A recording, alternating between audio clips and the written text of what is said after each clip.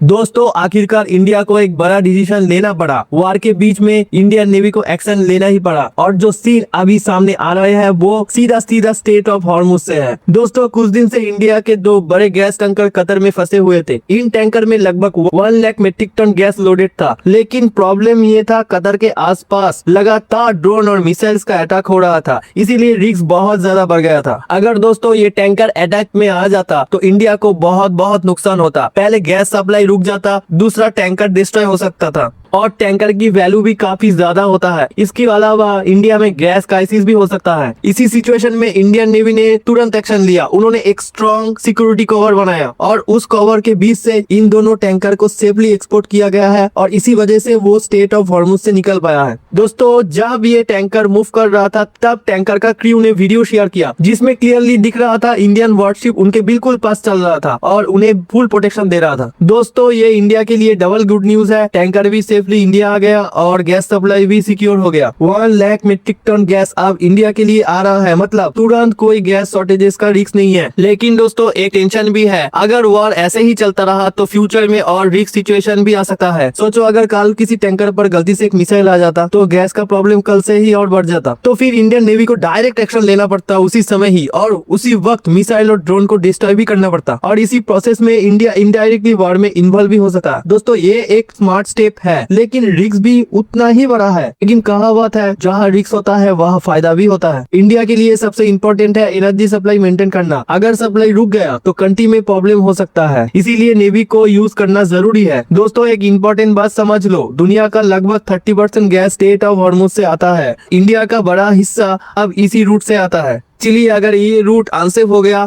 तो इंडिया के लिए बड़ा क्राइसिस हो सकता है और इसीलिए इंडिया ने आज एक स्ट्रॉन्ग स्टेप लिया। दोस्तों आज टैंकर सेफली निकल गया, लेकिन कल क्या होगा ये भी क्लियर नहीं है। अगर जरूरत पड़ी तो इंडियन नेवी को फिर से एक्शन लेना पड़ेगा। तो बने रहिए, चैनल को सब्सक्राइब कीजिए। मिलते हैं अगले अपडेट के साथ।